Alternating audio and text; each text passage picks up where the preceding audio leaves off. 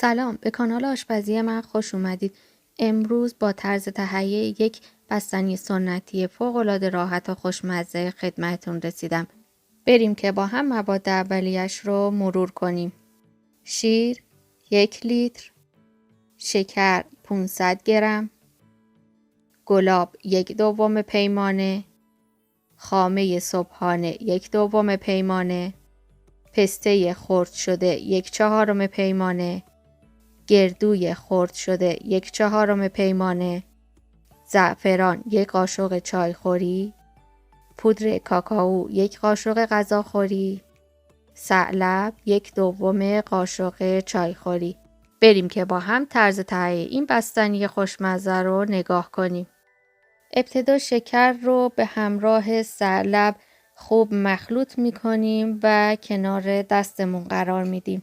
حالا خامه صبحانه رو داخل زیپکیپ میریزیم، اون رو کاملا صاف میکنیم. دقت کنید قطر خامتون بیشتر از 2 میلیمتر نباشه. در اون رو میبندیم، داخل یک سینی روی سطح صاف قرار میدیم و اون رو داخل فریزر میذاریم و به مدت 1 ساعت اجازه میدیم که خاممون کاملا یخ بزنه. خب برای درست کردن بستنیمون ابتدا شیر رو کاملا میجوشونیم، اون رو از روی حرارت برمیداریم، اجازه نمیدیم شیرمون خنک بشه. بلافاصله گلاب رو بهش اضافه میکنیم، کمی مخلوط میکنیم و مخلوط شکر و ثعلب رو به آرومی و با هم زدن مدام بهش اضافه میکنیم تا زمانی که شکرمون تموم بشه و داخل شیر حل بشه به هم زدنمون ادامه میدیم. وقتی که شکر کاملا حل شد و شیر از داغی افتاد، اون رو به 3 قسمت مساوی تقسیم میکنیم. دقت کنید شما میتونید برای درست کردن این بستنی هم از کاسه های پیرکس هم از کاسه های استیل استفاده کنید. بهتره که اول از همه اونها رو تو کاسه های پیرکس بریزید تا زودتر خنک بشن. حالا با 1 قسمت زعفرون، 1 قسمت پودر کاکائو اضافه میکنیم و 1 قسمت رو هم ساده میذاریم. حالا اونها رو 1 به 1 هم میزنیم تا کاملا کاکائو و زعفرون با شیرمون مخلوط بشه.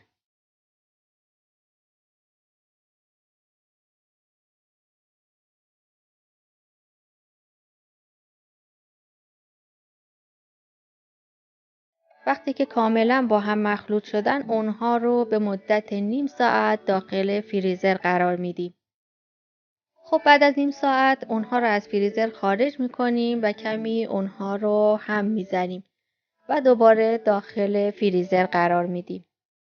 خب من بعد از 2-3 بار هم زدن بستنی ها رو به کاسه های استیل انتقال دادم، چون کاسه های استیل خیلی زودتر سرما رو به بستنی هامون وارد میکنه و بستنی هامون زودتر آماده میشن. همینطور که میبینید اطراف ظرف کاملا یخ زده، اونها رو هم میزنیم تا بستنی هامون کاملا آماده بشن.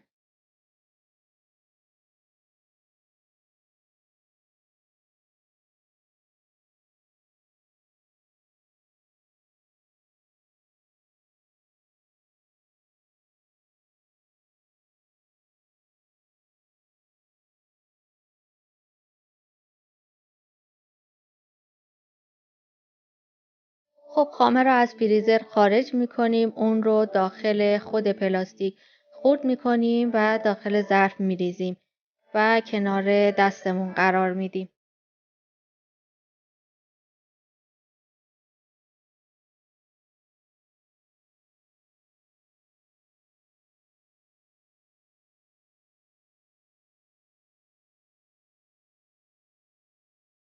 بعد از حدوداً 2 الی 3 ساعت بستنی‌های ما کاملا خودشون رو گرفتن و آماده شدن. حالا بعد از کمی هم زدن پسته خرد شده، گردوی خرد شده و خامه خرد شده رو بین 3 تا بستنی تقسیم میکنیم و خوب هم میزنیم. اونها رو به مدت نیم ساعت دیگه داخل فریزر قرار میدیم تا مقداری خودشون رو بگیرن.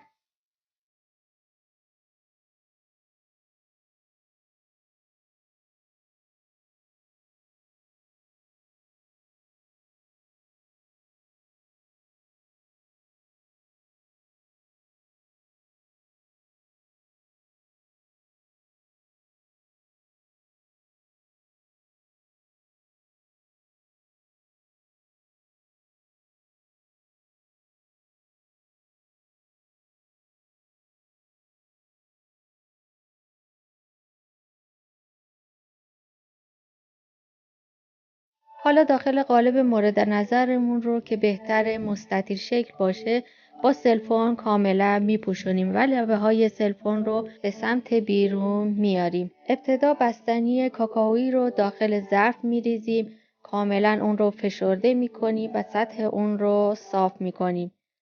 مقداری گردو و پسته خرد شده هم روی اون میریزیم. در مرحله دوم بستنی سفید رو میریزیم و دوباره سطح اون رو کاملا صاف میکنیم. مقداری پسته و گردو میریزیم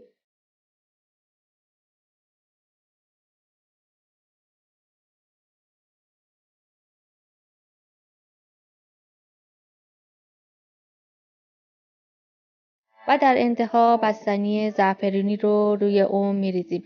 سطح اون رو کاملا صاف میکنیم و پسته و گردوی خرد شده رو روی اون میریزیم.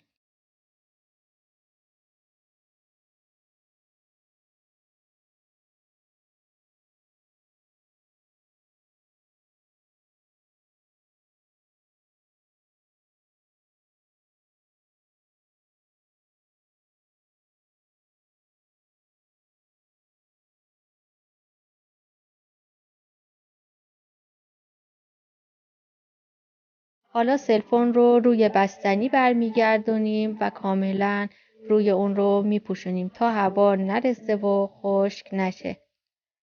حالا ظرف رو به مدت 12 ساعت داخل فریزر قرار میدیم تا بستنیمون کاملا خودشو بگیره و آماده بشه.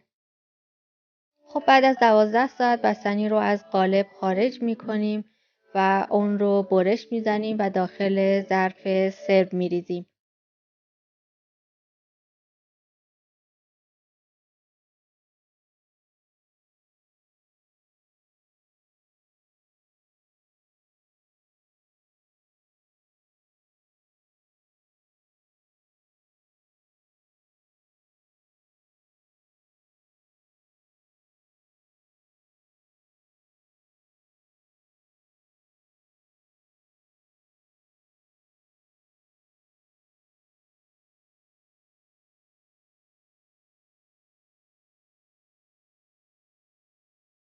میتونید برای سرو این بستنی از نونهای بستنی هم استفاده کنید.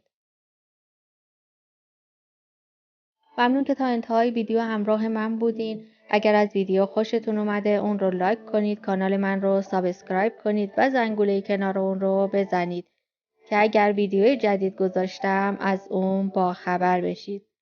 تا آموزش بعدی، خدا نگهدار.